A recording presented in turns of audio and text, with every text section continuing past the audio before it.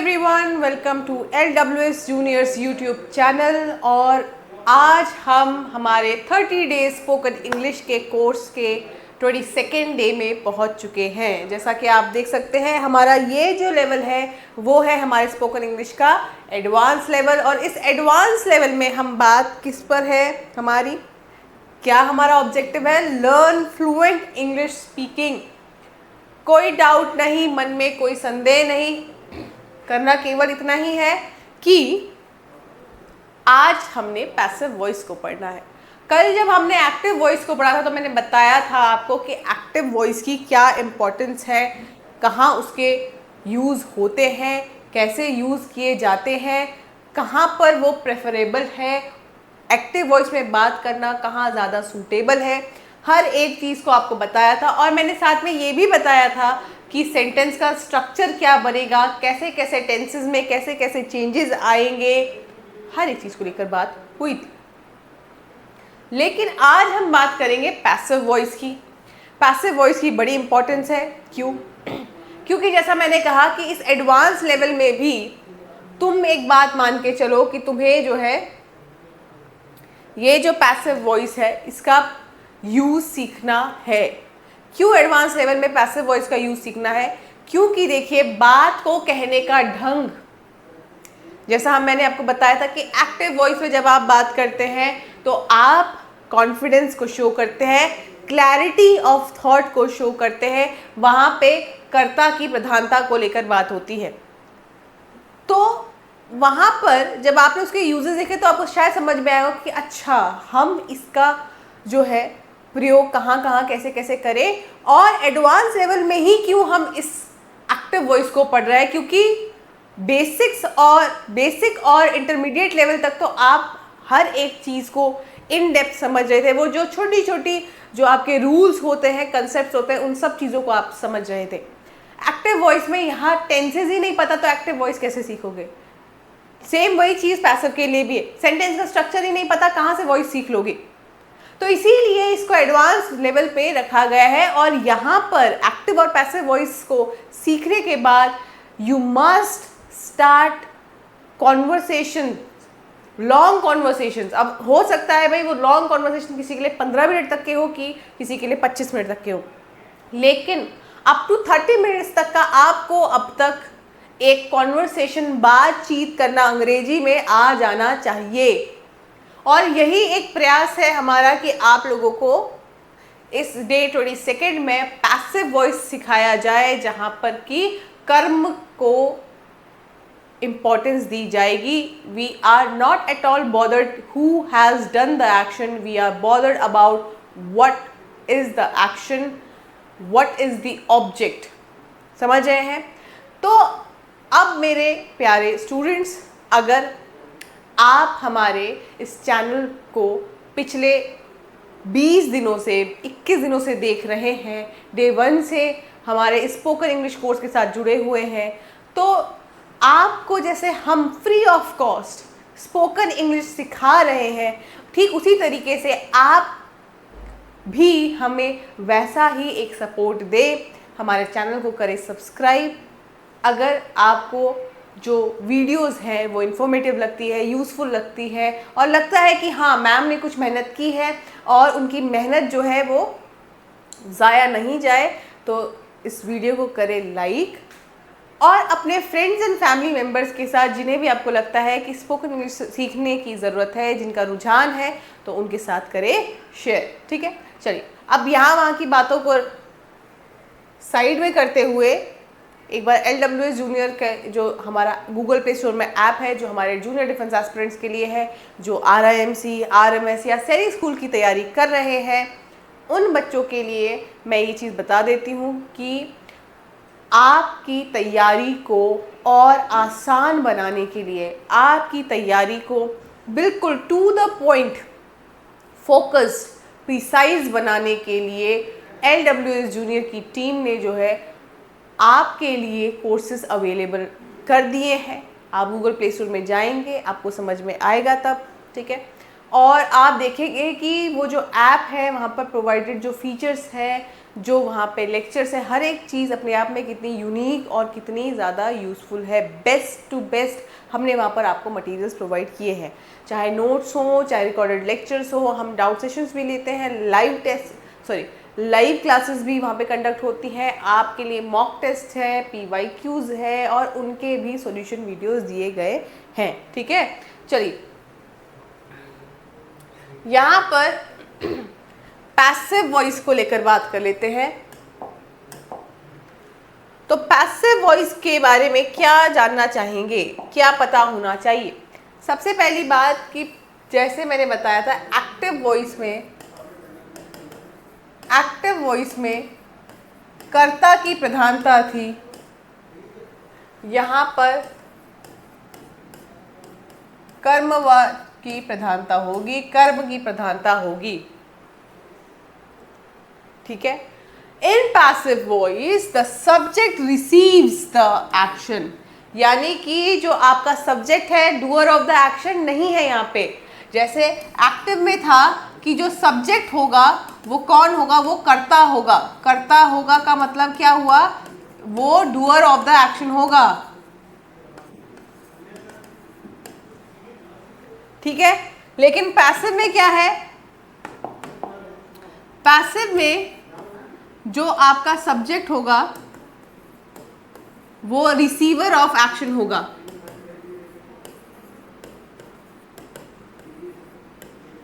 उस पर कोई कर्म किया जाएगा, ध्यान रखेंगे इस बात को।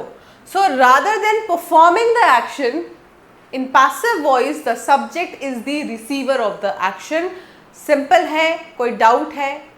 अगर डाउट होते भी हैं तो कमेंट सेक्शन में ज़रूर उस चीज़ को मेंशन किया करें, क्योंकि उससे हमें पता चलता है कि आप लोगों को क्या क्या चैलेंजेस यहाँ पर फेस करने को आ रहे हैं, क्या आपको दिक्कतें हो रही हैं। ठीक है, तो बेसिकली इस डिफरेंस को याद रखते हैं। अब हम जो पैसिव पढ़ेंगे हम एक्टिव के साथ उसको कंपेयर करते हुए चलेंगे, क्योंकि वही एक तरीका है कंपैरेटिव स्टडी से ही कि जहाँ पे आपको एग्जैक्टली समझ में आए कि पैसिव का यूज़ कहाँ, क्यों, कैसे करना है, और पैसिव की जो इंपॉर्टेंस है वो भी आप समझेंगे।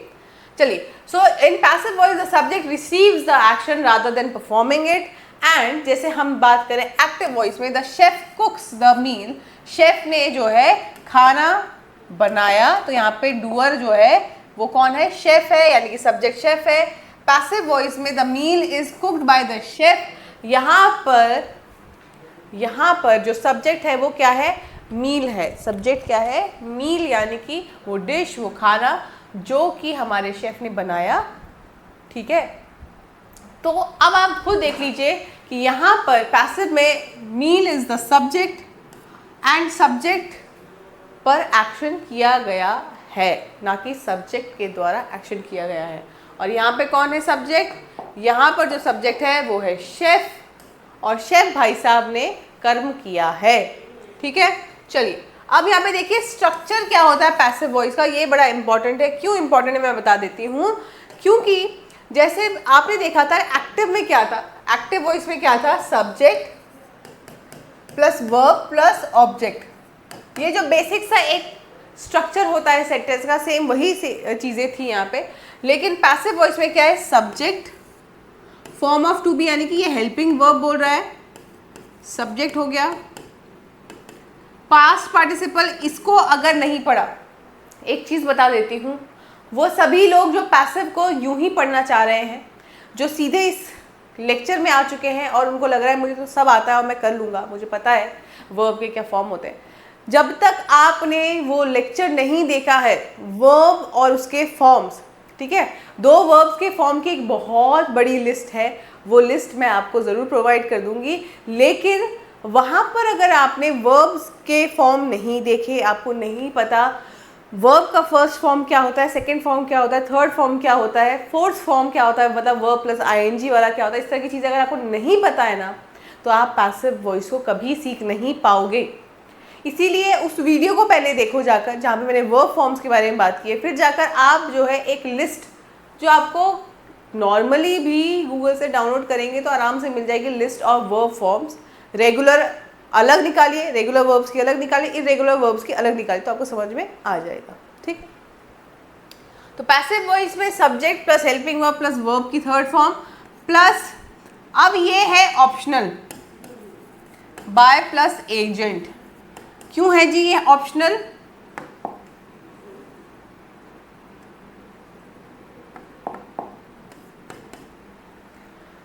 ये ऑप्शनल इसलिए है कि कई बार अगर मैं बोलूं, एक एग्जांपल लेते हैं, books are sold by the shopkeeper. Shopkeeper के द्वारा किताबें बेची जा रही। एक एग्जांपल। दूसरा देखिए,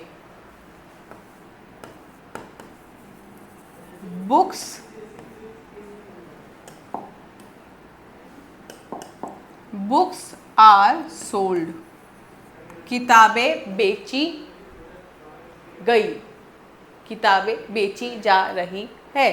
ठीक है, अब यहाँ पे देखिए, यहाँ पे books are sold by the shopkeeper, यानी कि बाय प्लस एजेंट किसके द्वारा ये कार्य हुआ उसका नाम आ गया। एक जगह पे नहीं आया तो कोई फर्क पड़ा नहीं। क्यों नहीं पड़ा? क्योंकि दोनों जगहों पे प्राथमिकता किसको दी गई? कर्म को, कि किताबें बेची गई। सब्जेक्ट क्या है? जिस पर कर्म हुआ, रिसीवर ऑफ द एक्शन। तो सिंपल और बड़ा साफ सीधा सा यहाँ पे रिलेशन है जी, कि आपको जब आप पैसिव वॉइस में है तो ज़रूरी नहीं है कि वहाँ पे डूअर होना ही चाहिए, उसका नाम मेंशन होना ही चाहिए। सिंपल है कि हमें यहाँ पर केवल कर्म को प्रधान रखना है। यहाँ पर हमें ये जानना है कि जो एक्शन है वो क्या है और किस पर किया गया, यानी कि जो सब्जेक्ट है वो हमारा रिसीवर ऑफ एक्शन है, उस पर एक्शन किया गया। तो मुझे उम्मीद है कि यहाँ पर इस एग्जाम्पल के द्वारा, ठीक है, इस एग्जाम्पल के माध्यम से आप लोग को ये चीज़ क्लियर हो गई होगी, समझ में आ गई होगी। चलिए थोड़ा आगे बढ़ते हैं।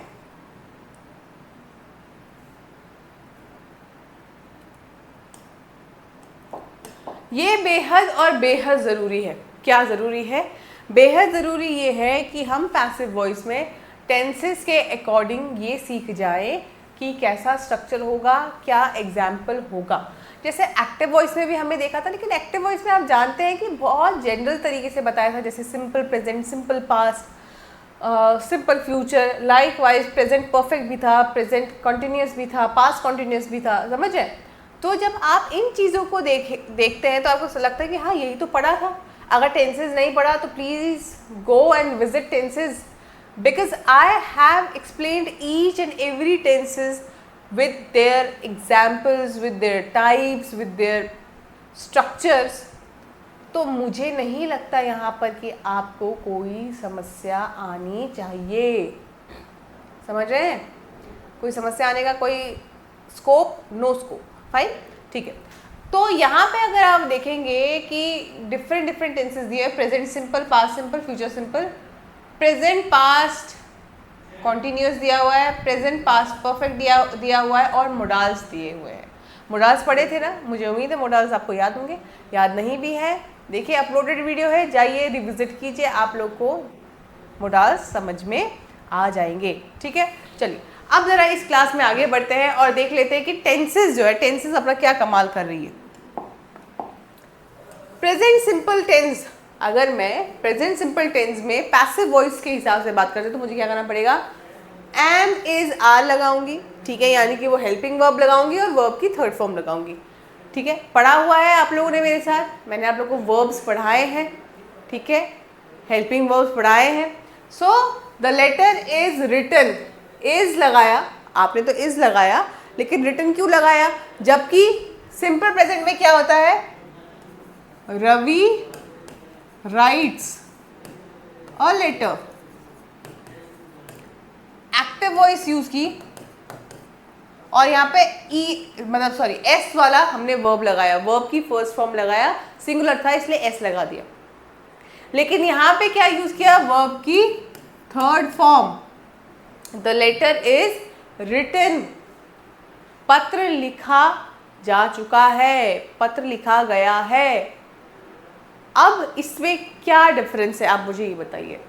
देखिए यहाँ पर हमें नहीं पता कि ये पत्र किसके द्वारा लिखा, नहीं यहाँ पे पता चल रहा है, लेकिन वहाँ पर उस एग्जाम्पल में पैसिव वॉइस के सिंपल प्रेजेंट टेंस के पैसिव वॉइस के एग्जाम्पल, हमें नहीं पता कि जो ये लेटर है ये किसके द्वारा लिखा गया है, हमें नहीं पता, हमें ये बात बिल्कुल भी नहीं पता कि जो ये लेटर लिखा भी गया है, ठीक है, इसका एजेंट कौन है। हमें मतलब केवल इस बात से है कि पत्र लिखा गया है, खत्म। किस बात से मतलब है कि जो पत्र है वो लिखा गया है, पत्र पे हमारा फोकस है, पत्र के लिखने पे हमारा फोकस है, हमें मतलब नहीं और किसी बात से।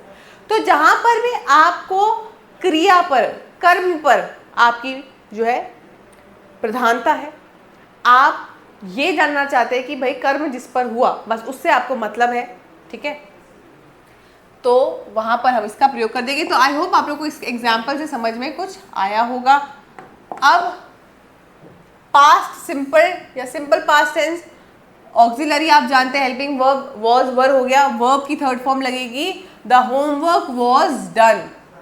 वॉज लगाने के बावजूद भी वर्ब की थर्ड फॉर्म ही आई। क्या है भाई इसकी थर्ड फॉर्म, ये मैं पढ़ा चुकी हूँ, कम से कम मैंने वहाँ पे ज़्यादा नहीं लेकिन आपको 30 तक तो आप लोगों को वहाँ पे रेगुलर इरेगुलर वर्ब्स को मिलाएंगे अगर, तो आपको मैंने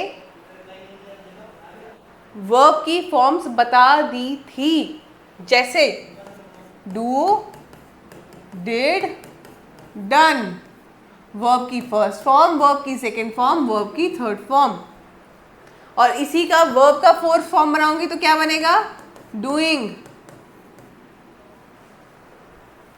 कंफ्यूज अगर हो अभी भी तो जाओ भाई पहले देख के आओ, पहले वर्ब फॉर्म्स को देख कर आओ, पहले वहां पर सीख के आओ, तब उसके बाद जाकर कुछ सीख पाओगे।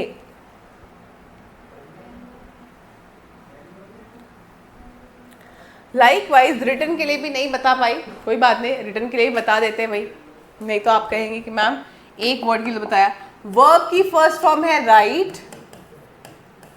वर्ब की सेकंड फॉर्म है रोट, वर्ब की थर्ड फॉर्म है रिटन, और वर्ब की फोर्थ फॉर्म क्या हो गई, राइटिंग।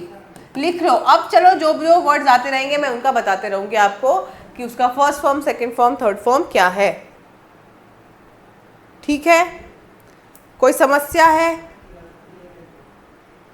उम्मीद है कि कोई समस्या नहीं होनी चाहिए आप लोगों को, ठीक है। चलिए तो थोड़ा और आगे बढ़े। नेक्स्ट है फ्यूचर सिंपल। हाँ जी, फ्यूचर सिंपल है। फ्यूचर टेंस में तो वैसे ही कहानी कुछ अलग ही चलती है। विल बी, हेल्पिंग वर्ब क्या है, विल बी, वर्ब की क्या है, थर्ड फॉर्म है, ठीक है भाई। The task will be completed. अब यहाँ पे मैं आपको बता देती हूँ कि ये जो कंप्लीटेड है इसका वर्ब का जो ये रेगुलर वर्ब है, क्या है, रेगुलर। रेगुलर में क्या होता है, वर्ब 2 वर्ब 3 ये दोनों एक ही तरह के दिखते हैं, एक ही तरह से चेंज होते हैं। So complete is the verb का फर्स्ट फॉर्म यानी कि बेस वर्ब, और ये कंप्लीटेड दोनों के लिए यूज होगा, चाहे वर्ब की सेकेंड फॉर्म हो या चाहे वर्ब की थर्ड फॉर्म हो, ठीक है।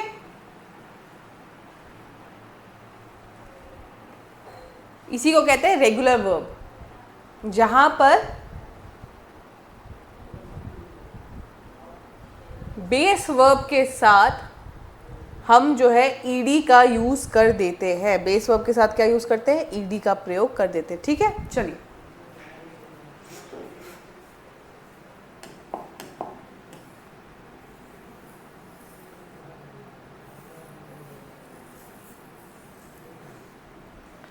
अब मुझे उम्मीद है अब तक तो आप लोगों ने ये लिख लिया होगा वर्ब का सेकंड फर्स्ट जो भी फॉर्म है, ठीक है। मैंने आपको बताया थोड़ा स्पेस बनाना पड़ता है भाई, ठीक। चलिए आगे आगे है प्रेजेंट कॉन्टिन्यूअस। प्रेजेंट कॉन्टिन्यूअस में क्या है, is, am, are, am, is, are, जो भी कहो, बीइंग। बीइंग से क्या है, वो जो वर्ब 4 की कमी है ना, यानी कि बेस वर्ब प्लस आईएनजी, वो पूरी हो जाती है बीइंग लगाते ही, लेकिन लगेगा तो वर्ब का थर्ड फॉर्म ही। यही पैसिव की निशानी है कि जो बेस वर्ब है उसका तो थर्ड फॉर्म ही यूज होगा। चलिए, the report is being typed, report is being typed, और इसका अगर आप देखोगे वर्ब 1 जो है, बेस वर्ब जो है वो क्या है, टाइप। वर्ब 4 क्या है, टाइपिंग। आता है व्हाट्सएप में अगर कभी मैसेज करते हो तो देखते हो कि टाइपिंग आ रहा होता है, कोई तुम्हें मैसेज भेजा होगा तो टाइपिंग, तुम मैसेज लिख रहे होगे तो दूसरे को दिखेगा टाइपिंग, ठीक है। चलिए नेक्स्ट, पास्ट कंटिन्यूअस में वॉज वर जो आपके ऑक्सिलरीज हैं या आपके हेल्पिंग वर्ब्स है वो यूज हो जाएंगे। बीइंग आएगा to give the sense of continuity of action, progressive action, and then verb की थर्ड फॉर्म, जैसे the house was being cleaned, house was being cleaned. चलिए भाई अब थोड़ा सा इसको बता देती हूँ। वर्ब की जो फर्स्ट फॉर्म है, सेकंड फॉर्म है, थर्ड फॉर्म है, ये क्या है, ये रेगुलर वर्ब है। क्लीन क्या है, रेगुलर वर्ब है, आरवी लिख दिया, रेगुलर वर्ब। तो ये दोनों क्या होंगे, इसके सेम होंगे तो क्लीन्ड ही होगा। लेकिन इसका वर्ब का फोर्थ फॉर्म क्या होगा, क्लीनिंग। उम्मीद है आपको समझ में आ रहा होगा। अगर अब तक भी समझ में नहीं आ रहा, अगर अब तक भी डाउट्स में ही हो और मतलब कंफ्यूज हो, तो जी कैसे इसको हम सॉल्व कर पाएंगे, आप बताइए। किन कोशिशों से मैं आपको आगे इसको समझा पाऊंगी, और क्योंकि इससे ज़्यादा बेसिक लेवल पे जाकर आपको कोई भी नहीं समझा सकता है, क्योंकि इससे ज़्यादा बेसिक और क्या होगा भाई। 4 क्लास ले लिए टेंसेस समझाने में, वर्ब को समझाने में 2 क्लासेस ले लिए, और अगर अब भी नहीं पता चल रहा है तो फिर कैसे सीखोगे। तो सीखने का एक तरीका है प्रैक्टिस, है ना। Practice makes a man perfect. तो प्रैक्टिस करनी पड़ेगी, आपको वीडियो को बार बार देखना पड़ेगा, रिविजिट करना पड़ेगा, सीखना पड़ेगा यहाँ पर, ठीक है। चलिए नेक्स्ट देख लेते हैं यहाँ पे present perfect tense. Present perfect tense क्या लगता है, हैज, हैव, बीन। अगर आप नॉर्मली देखें तो प्रेजेंट परफेक्ट में क्या लगता है, subject plus has, have plus verb की थर्ड फॉर्म, ठीक है, ऑब्जेक्ट हुआ तो ठीक है। लेकिन पैसिव में क्या है, पैसिव की कहानी तो भाई हैज, हैव, जैसे आईएनजी बीइंग लगाया तो कंटिन्यूटी का सेंस आया, बीन लगाओगे तो परफेक्ट का सेंस आएगा, वर्ब की third form. Example, the book has been read, the book has been read, ये भी क्या है, एक रेगुलर वर्ब है, ठीक है।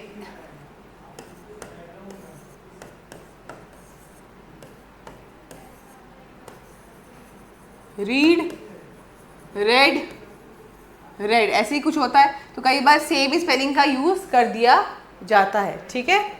चलिए नेक्स्ट, और इसका वर्ब की आईएनजी वाला फॉर्म क्या होगा, रीडिंग, जो तुमने सुना भी होगा। पास्ट परफेक्ट हैड बीन, भाई हैड क्या दिखाता है, पास्ट का सेंस, हैज, हैव क्या दिखाता है, प्रेजेंट का सेंस, ठीक है ना। कंफ्यूज मत होना, ना मुझे करना। कंफ्यूज खुद को करो तो ठीक है, टीचर को भी कंफ्यूज कर दोगे अगर तो गड़बड़ हो जाएगी। तो कमेंट में वो चीज़ लिखना जिससे कि आपकी लर्निंग में कुछ वैल्यू ऐड हो, ना कि ऐसी कोई चीज़ है जिससे कि मैं कंफ्यूज जाऊँ, ठीक है, या आप जो है विषय से भटक जाए, ठीक है। वर्ब की थर्ड फॉर्म ही रहेगी यहाँ पे भी, the room had been painted, had been painted, rather I should clean this.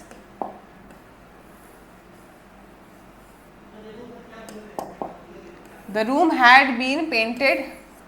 Painted is the verb की third form. Let us see इसका first and second form जो बनेगा वो क्या बनेगा। Verb की first form बनेगी paint, because it is a regular verb. कैसा verb है, regular है ये verb। और मैंने बताया रेगुलर वर्ब क्या होता है, जब बेस वर्ब के आगे चेंज करें हम सेकेंड फॉर्म या थर्ड फॉर्म में तो उसमें केवल ईडी ऐड होगा। तो इसमें क्या हो जाएगा, ये पेंटेड, और वर्ब की फोर्थ फॉर्म में क्या हो जाएगा, पेंटिंग। कोई डाउट है इसमें, उम्मीद है कि कोई इस तरह का डाउट नहीं होना चाहिए आपको यहाँ पे, ठीक है। मोडाल वर्ब्स, अब आया इंटरेस्टिंग। मोडाल्स में बताया था आप लोग को, जो कि आपके मूड का सेंस देता है, टाइम का सेंस देता है, वो होते हैं जैसे should, would, could, can, must, might, may, ये सब क्या थे, मोडाल्स। तो कोई भी मोडाल लगाते उसके आगे बी लगा दो एंड देन वर्ब की third form, the work should be finished. अब फिनिश का भी आप जानते हैं, ईडी लग रहा है तो आप समझ जाओ कि ये रेगुलर वर्ब है, और यहाँ पर फिनिश बेस वर्ब है, वर्ब की second form third form same है, फिनिश्ड ही होगा, और वर्ब की फोर्थ फॉर्म में आएगा फिनिशिंग। सिंपल। कोई डाउट है आप मुझे बता सकते हैं कमेंट सेक्शन में, otherwise we can move forward. Okay,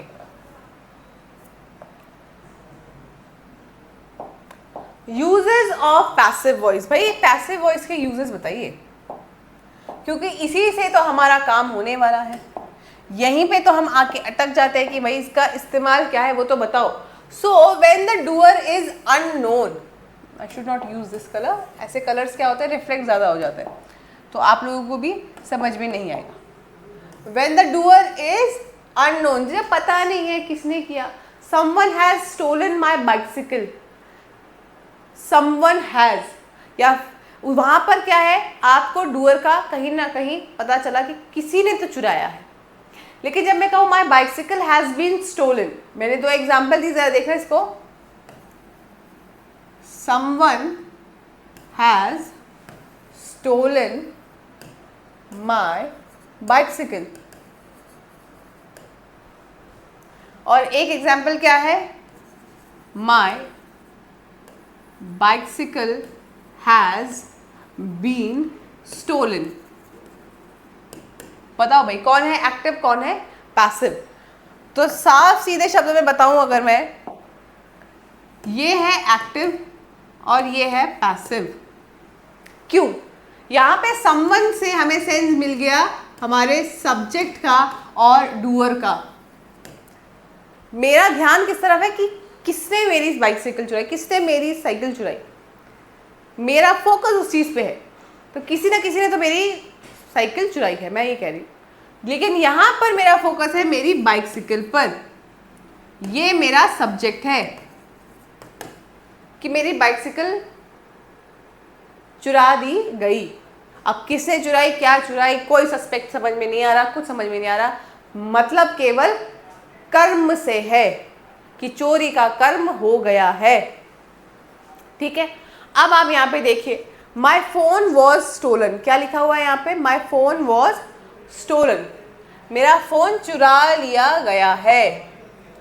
लेकिन उसको पता नहीं है, we don't know who stole it, हमें नहीं पता किसे चुराया, लेकिन हमें ये पता है कि फोन चुराया गया है।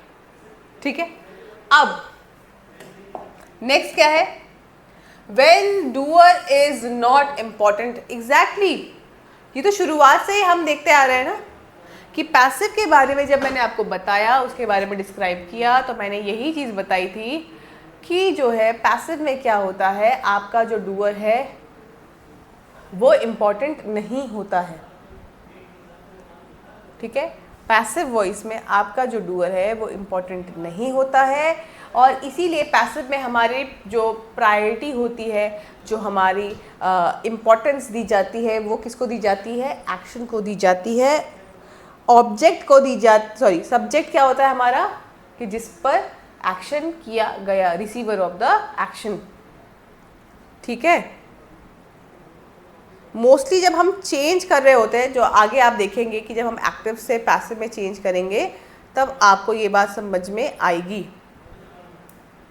ठीक है, ओके, नेक्स्ट देखिए, यहाँ पे एग्जाम्पल दिया हुआ है, the streets are cleaned every morning. किस बात से आपको फर्क पड़ा कि भाई रोज सुबह सड़क साफ की जाती है। साफ सड़क मिलना तुम्हारे लिए ज़्यादा इंपॉर्टेंट है। किसने साफ किया, कौन था क्लीनिंग स्टाफ में, आप उससे क्या मतलब होता है हमें, नहीं।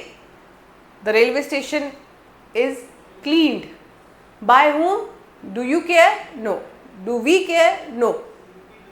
It's simply cleanliness which matters. हमारे लिए जो साफ सफाई है वो मैटर रखती है, इसलिए हमने कहा कि भाई जो सड़कें हैं, the streets are cleaned every morning, हर सुबह सड़कों को साफ किया जाता है। किसके द्वारा साफ किया जाता है, हमें उससे कोई मतलब यहाँ पे नहीं है। टू साउंड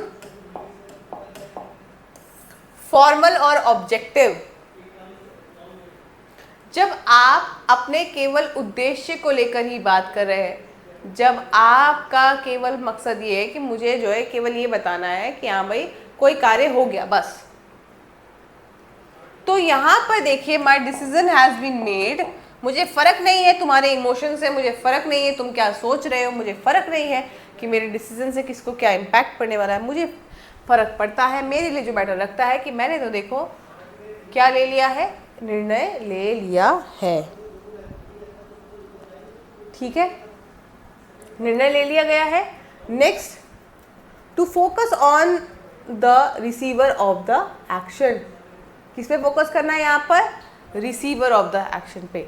चलिए, चौथा जो यूज है आप देखिए यहाँ पे लिखा हुआ है to focus on the receiver of the action, कि भाई कर्म जो हुआ है किस पर हुआ है ये हमारा जानना ज़्यादा ज़रूरी है। The Taj Mahal was build by Shah Jahan. By है, एजेंट गिवन है, डूअर गिवन है, लेकिन डूअर का हमें कुछ करना नहीं है। हमारा इंपॉर्टेंस ताजमहल है। ये हो गया हमारा receiver of the action. Simple है। और ले देकर अगर आप देखोगे, अगर मैं इसको और समराइज करूंगी तो वो सेम ही चीज़ों के बारे में आपको बता रहा होता है। ठीक है, अब देख लेते हैं कि कुछ और ऐसे यूजेस, ठीक है, कुछ और ऐसे यूजेस जो स्पोकन इंग्लिश के पैसिव वॉइस में, मतलब पैसिव वॉइस के यूजेस जो स्पोकन इंग्लिश के लिए काम में आएंगे। देखिए, जब आपकी जो टोन है, मैंने कहा ना वॉइस क्या करता है, मैनर शो करता है, कहीं ना कहीं आपके कहने का क्या सेंस बन रहा है वो शो कर रहा है। जब आप पोलाइट या फॉर्मल टोन में, आपकी जो बात करने का तरीका है कैसा हो, फॉर्मल हो, ठीक है, यानी कि आप अपने ऐसे एटमॉस्फेयर में हैं जहाँ पर आपको पता है कि आपको यहाँ पे बहुत पोलाइटली, हम्बली तरीके से बात करनी पड़ेगी, ऐसे वैसे बात करके काम बनेगा नहीं, तो आप इसका यूज़ करेंगे। Passive voice softens. एक्टिव में क्या था, straight forward, confident, clear, conviction दिख रहा था। पैसिव में ये नहीं चलेगा भाई, पैसिव में तुम बड़े मीठे बने हुए हो, यहाँ पर तुम्हारी आवाज़ जो है वो कैसी हो गई है, नर्म हो गई है। एक्टिव में आवाज़ गर्म हो गई थी। गर्म का मतलब अग्रेसिव नहीं है, गर्म का मतलब ये है कि आपकी जो आवाज़ थी उसमें एक दम था, उसमें एक कॉन्फिडेंस था। लेकिन पैसिव वॉइस में क्या होगा, पैसिव वॉइस में आपकी जो आवाज़ है वो हो जाएगी नर्म, और passive voice softens the tone, avoid sounding accusatory. मतलब एक्यूसेटरी का मतलब ये है कि यहाँ पर ये नहीं दिखता कि तुम किसी चीज़ को कहने पर ये किसी सामने वाले को जता रहे हो कि तुम्हारी वजह से ऐसा कुछ हुआ, या ये ऐसा कुछ है, बोस्ट कर रहे हो या खुद को बहुत ही फन्ने कान दिखा रहे हो, ऐसा कुछ नहीं। तुम बस सिंपली किसी बात को कहना चाह रहे हो। Your name was not found on the list. अगर मैं किसी को ये बता रही हूँ कि देखिए सर, आपकी जो लिस्ट, जो आपका नाम है ना वोटर लिस्ट में है नहीं, तो मैं उसको क्या बोलूँगी, अकड़ के बोलूँगी, ओ चल जा यहाँ से। इस तरीके से बात की जाएगी क्या? उसे ये कहेगा कि, कहा जाएगा कि तेरा नाम नहीं है भाई लिस्ट में, जा। तो क्या ये एक फॉर्मल स्पेस में जब आप पब्लिक सर्वेंट हैं तो इस तरीके से बिहेव करना सही है? नहीं। सरकारी दफ्तरों में ऐसी चीज़ें देखी जाती हैं जो कि गलत है, कोड ऑफ कंडक्ट के अगेंस्ट है, लेकिन हमारा फोकस क्या रहेगा, हम अपने कंडक्ट को, अपने कर्म को कैसे सुधारें। तो यहाँ पर देखिए, instead of we didn't find your name, आपने ये नहीं कहा कि तुम्हारा नाम नहीं मिला लिस्ट में, जाओ यहाँ से। आपने ये कहा कि सर आपका नाम इस वोटर लिस्ट में, इस मेरिट लिस्ट में नहीं है। तो कितना फर्क आ गया। Your name, we didn't find your name, हमें तुम्हारा नाम नहीं मिला यहाँ लिस्ट पे, and your name was not found on the list, तुम्हारा नाम इस सूची में नहीं है। कितना फर्क आ गया। When the doer is obvious, भाई ऑब्वियस बातें नहीं करता पैसिव वॉइस। तुम्हें पता है कि किसने किया तो क्यों बोल रहे हो, रहने दो, क्यों बता रहे हैं आप यहाँ पे, है ना। तो when doer is obvious में the thief was caught, the thief was caught। तुम्हें पता है ना चोर को कौन पकड़ेगा, चोर को ऑब्वियसली पुलिस पकड़ेंगे। तो कोई ज़रूरत है उसको वहाँ पे बताने की कि किसने पकड़ा, क्यों पकड़ा, ऐसा कुछ नहीं। तो यहाँ पे क्या है, आपका जो डूअर है, जब ऑब्वियस होगा तब आप पैसिव वॉइस का यूज़ करोगे, उसको बताने की आपको कोई ज़रूरत होगी नहीं। टू एम्फेसाइज द एक्शन और रिजल्ट, भाई मेरा फोकस, मैंने जैसा शुरू से बताया आपको कि यहाँ पर हमारा फोकस किस पर है, यहाँ पर हमारा फोकस है कि जो कार्य हुआ है उसके परिणाम पर, हमारा फोकस है कि जो कर्म है उस पर। हमारा फोकस ये नहीं है कि कर्ता ने क्या किया, कैसे किया। कर्ता पे तो हमें कोई फ़र्क ही नहीं है, कर्ता का नाम आए ना आए हमें उससे कोई फ़र्क पड़ेगा नहीं। तो जब भी आप ऐसे किसी कॉन्वर्सेशन में इन्वॉल्व होंगे जहाँ पे आप ये कहना चाह रहे हैं कि भाई ये क्या हो गया, ये क्या कर दिया, तो जहाँ पे आपको इससे फ़र्क नहीं पड़ता कि किसने किया, आपको इससे फ़र्क पड़ता है कि क्या हुआ, किस पर हुआ। तो यहाँ पर जब हम एम्फेसाइज का मतलब होता है जब आप किसी बात पर जोर देते हैं, जब आप किसी चीज़ पर जोर देते हैं, एम्फेसाइज, ठीक है। अब जब आप इस बात को पर एम्फेसाइज कर रहे हैं कि जो कर्म है, ठीक है, कर्म का जो परिणाम है उस पर फोकस कर रहे हैं। A new hospital has been built, a new hospital has been built, नया अस्पताल जो है वो बनाया गया। तुम्हें किस बात से फ़र्क पड़ रहा है? तुम्हें सिर्फ इस बात से फ़र्क पड़ रहा है कि ऐसा कोई कार्य हुआ है। रिज़ल्ट क्या रहा इसका? रिज़ल्ट ये रहा कि नया अस्पताल बनने से लोगों को सुविधाएं मिलेंगी, ठीक है। स्वास्थ्य से संबंधित जो भी परेशानियां होंगी उसको देखा जाएगा। क्या फ़र्क पड़ता है कि अस्पताल किसने बनवाया, सरकार ने बनाया या किसी प्राइवेट जो है ग्रुप ने बनाया? जैसे भी बनाया बना ना, लोगों तक वो स्वास्थ्य संबंधी जो सेवाएं हैं वो तो पहुंचेंगी ना, ठीक है। So it is important that hospital was built, not who built it, ठीक है। चौथा है इन अनाउंसमेंट और इंस्ट्रक्शंस। ऐसा सेम हमने देखा था एक्टिव में भी कि जब हम कोई अनाउंसमेंट कर रहे हों, जब हम कोई रिक्वेस्ट कर रहे हों, है ना। लेकिन एक्टिव में जो था, अगर आप देखेंगे ध्यान से, एक्टिव में वहाँ पे बात हुई थी इंस्ट्रक्शंस की और जैसे रिक्वेस्ट कमांड्स की, तो वहाँ पे वो ज़्यादा फॉर्मल लग रहा था, ज़्यादा स्ट्रेट फॉरवर्ड था। यहाँ पे ऐसा है नहीं। You are requested to remain seated. You are requested to remain seated. आपसे निवेदन किया जाता है सर कि आप बैठ जाएं। होता है ना कई बार, जैसे आप क्रिकेट देखने के लिए पहुंच गए, कहीं किसी कथा में पहुंच गए, ठीक है, कहीं किसी मीटिंग में पहुंच गए और आप जो है वहाँ खड़े हो गए और पीछे बैठे हुए लोगों का जो है व्यू आपने रोक दिया, लोगों को आपकी वजह से डिस्टर्बेंस हो रही है, तो आपसे क्या पोलाइटली बात की जाएगी? आपको जब समझाया जाएगा तो कैसे समझाया जाएगा? बहुत ही नरमी से समझाया जाएगा, आपसे रिक्वेस्ट निवेदन किया जाएगा। So you are requested to remain seated. Guests are not allowed after 10 PM। कहीं पब में जा रहे हो पार्टी करने, किसी रेस्टोरेंट में जा रहे हो, 10 बजे के बाद घुस रहे हो, तो वहाँ के जो गार्ड्स होंगे आपको रोक देंगे कि 10 बजे के बाद यहाँ पर अतिथियों का स्वागत नहीं किया जाएगा, नहीं किया जाता है। तो गेस्ट का मतलब क्या है भाई, जो वहाँ पर उनके कस्टमर्स हैं, ठीक है। तो ये क्या हो गई, ये आपकी एक इंस्ट्रक्शन है, ये आपके लिए एक अनाउंसमेंट है, ठीक है। इन साइंटिफिक और टेक्निकल राइटिंग और डिस्क्रिप्शन, ये बड़ा इंपॉर्टेंट है क्योंकि ये बिल्कुल क्लियरली बता रहा है जब हम कोई टेक्निकल डिस्क्रिप्शन दे रहे हैं, किसी से कोई साइंटिफिक तरीके से बात कर रहे हैं, तो वहाँ पर हम जो है स्पोकन इंग्लिश में पैसिव वॉइस का यूज़ करेंगे। वाटर इज हीटेड टू 100 डिग्री, the data was analysed. Technical बातें हो रही है, फैक्ट को लेकर बातें हो रही है, कोई साइंटिफिक जो है राइटिंग की बात हो रही है कि पानी जो है 100 डिग्री पे उबलता है, एक बात। दूसरा, डेटा वॉज एनालाइज्ड, डेटा को क्या किया है, उसको इकट्ठा किया, उसको अब क्या कर रहे हैं, समझने की कोशिश की जा रही है डेटा को, ठीक है। तो यहाँ पे क्या है, साइंटिफिक टेक्निकल चीज़ों के बारे में बातें चल रही है। फाइन। अब यहाँ पर आप देख सकते हो कि स्टेप बाय स्टेप किस तरीके से चेंजेस किए जाएंगे। स्टेप बाय स्टेप मतलब किस में चेंज करना है, rules for changing active to passive. अगर एक्टिव वॉइस से मुझे पैसिव वॉइस पे जाना है तो मुझे क्या करना पड़ेगा, सबसे पहले आइडेंटिफाई द सब्जेक्ट। भाई एक्टिव वॉइस में सब्जेक्ट सबसे पहले लिखा होगा, है ना। सब्जेक्ट तो वैसे भी शुरुआत में ही आएगा, मतलब कि डूअर पहले लिखा होगा, वर्ब एंड ऑब्जेक्ट तो आइडेंटिफाई करो। तो अब क्या होगा, जैसे for example Ram Yeats mangoes, subject active voice है, ठीक है, वर्ब की फर्स्ट फॉर्म है यहाँ पे, और ऑब्जेक्ट ठीक है जी। अब इसी को लेकर आओ कहाँ पर, पैसिव में। इसे कहा आइडेंटिफाई करो। तो यहाँ पे ये क्या है, यहाँ पर ये जो है इसका सब्जेक्ट है, ये वर्ब है, ये ऑब्जेक्ट है। पता चल गया तीनों चीजें। अब जब पैसिव में चेंज होगा तो क्या होगा, move the object to the subject position.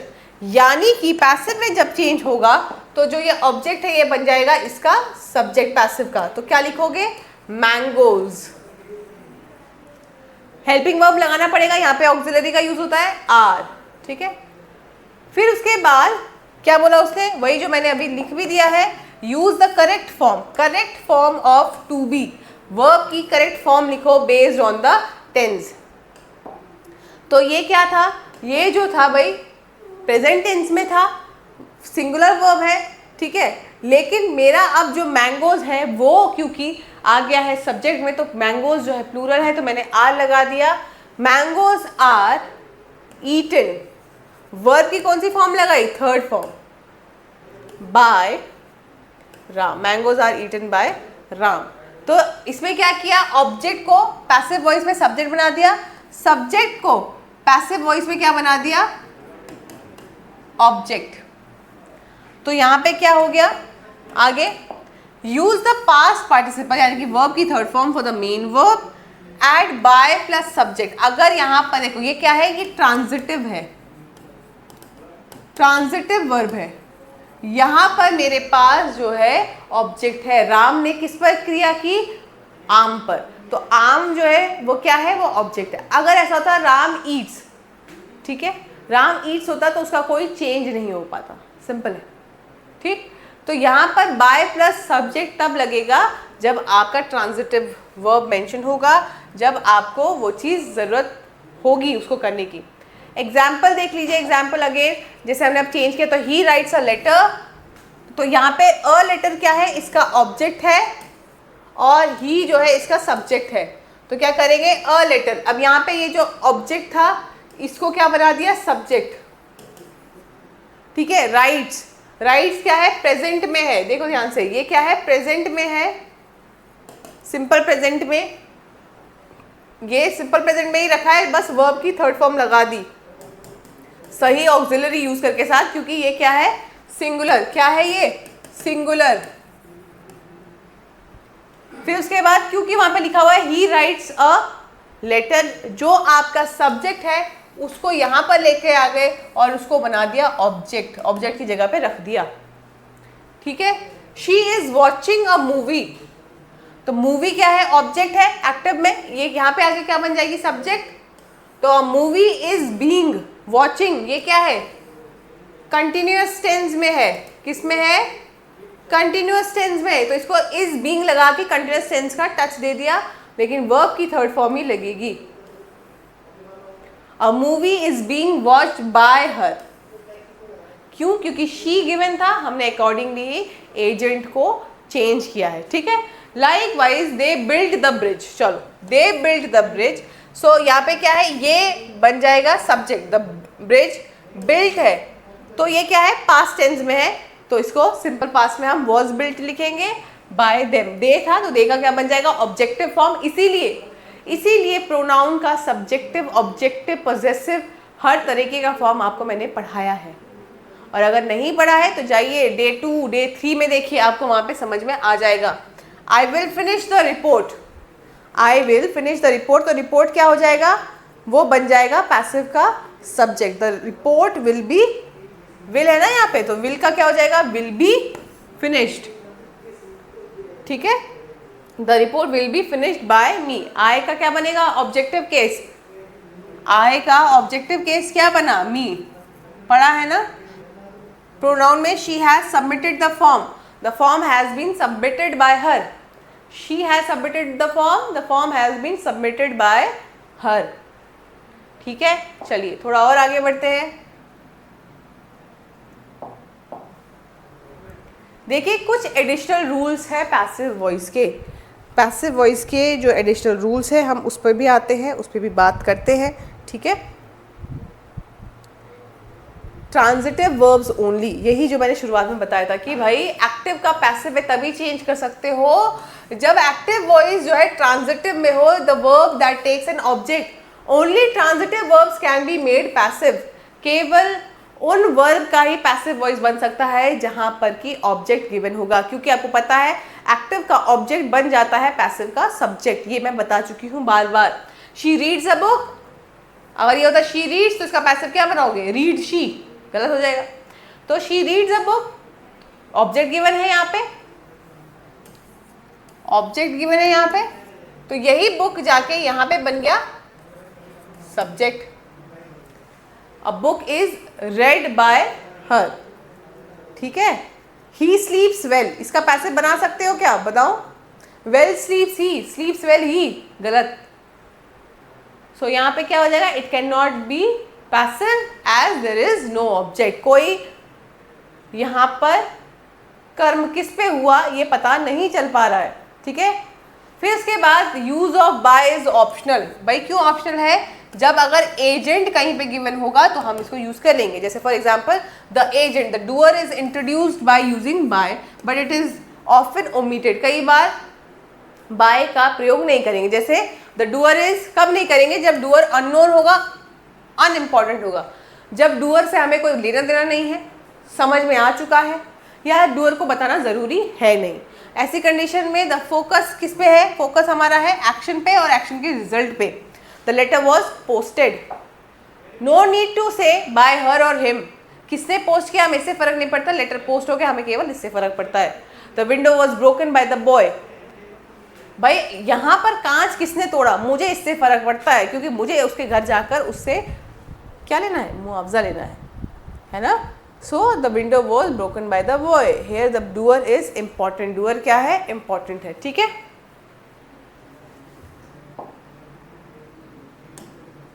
Additional rules क्या है भाई पैसिव वॉइस के, एडिशनल रूल्स,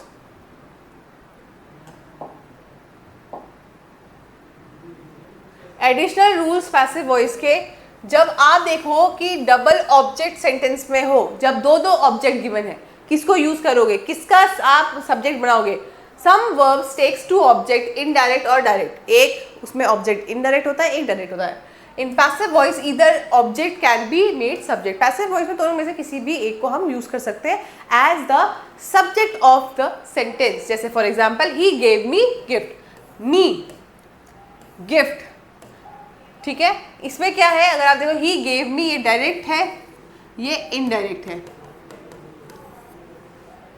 किसको दिया, क्या दिया, तो यहाँ पे दो दो मेरे पास क्या है, ऑब्जेक्ट हो गए, ऑब्जेक्ट 1 ऑब्जेक्ट 2, है ना।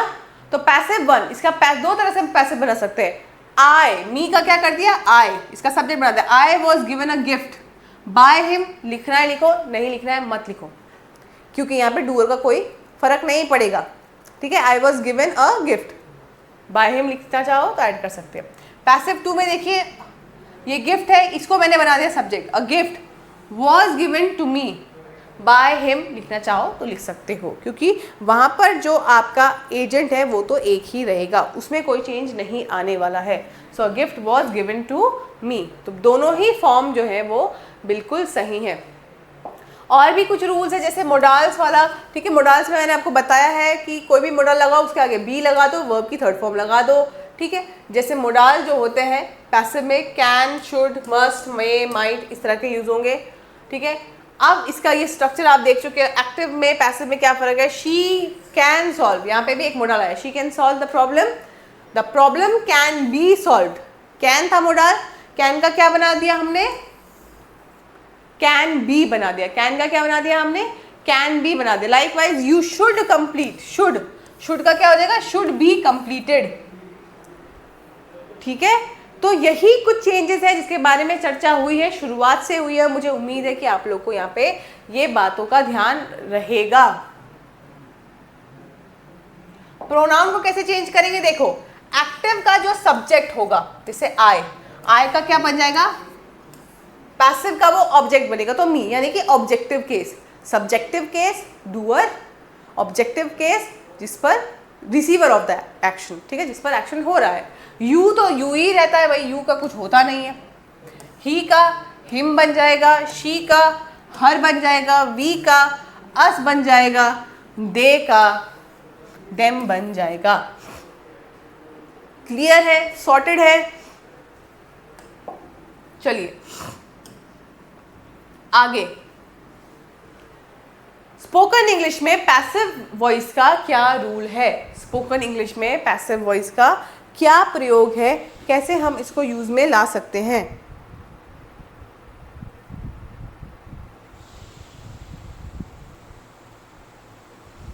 ठीक है, स्पोकन इंग्लिश में while passive is more common in writing, passive voice का प्रयोग राइटिंग में ज़्यादा होता है और एक्टिव का स्पीकिंग में ज़्यादा होता है। लेकिन अगर हम कहीं फॉर्मल और पोलाइट स्पीच को रखना चाहते हैं तो हम पैसिव वॉइस का यूज़ कर लेंगे। Your call is being transferred,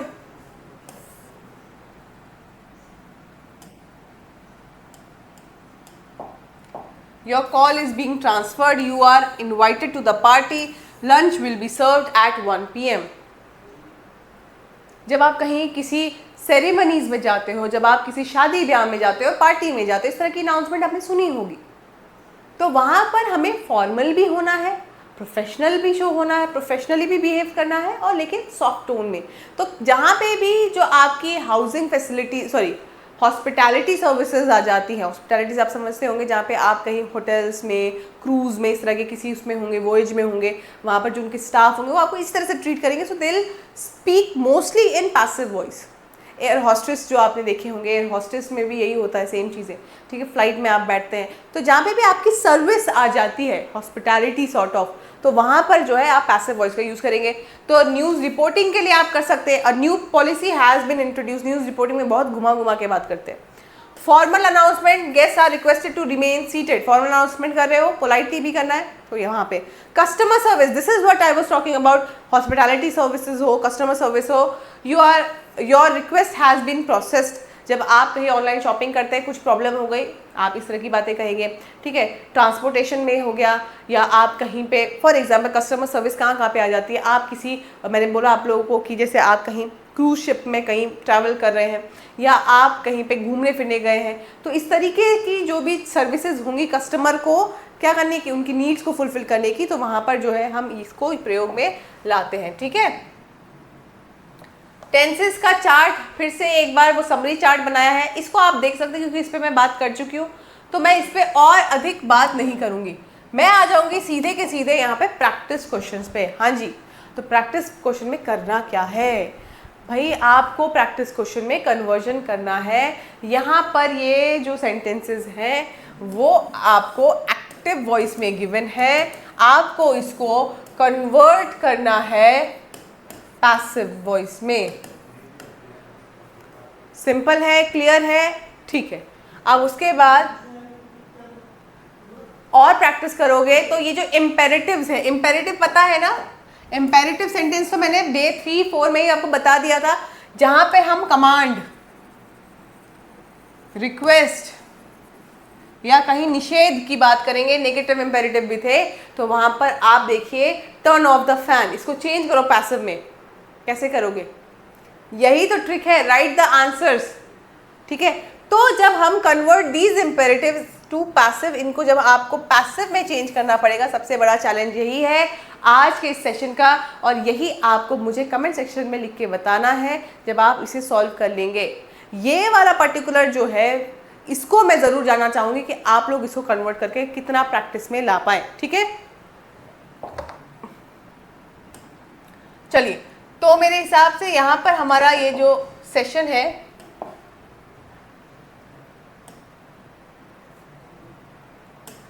तो ये सेशन यहीं पे ख़त्म होता है। ठीक है, उम्मीद कर रही हूँ कि आप लोगों को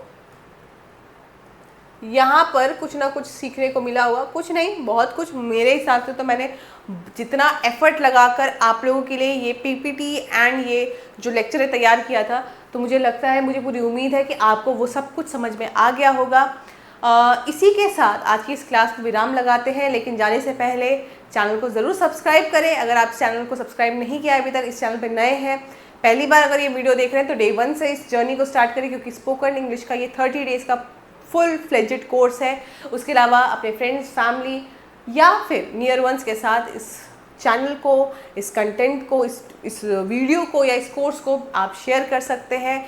अगर आपको वीडियो इन्फॉर्मेटिव लगी, आपको लगता है कि लेक्चर जो है बहुत यूज़फुल था, तो उसके लिए आप इस वीडियो को लाइक भी कर सकते हैं। तो चलिए आपसे फिर मुलाकात होगी डे 23 में। उसमें हम क्या पढ़ेंगे वो तो उसी दिन मैं आपको बताऊंगी। तब तक के लिए आप सब अपना ध्यान रखें।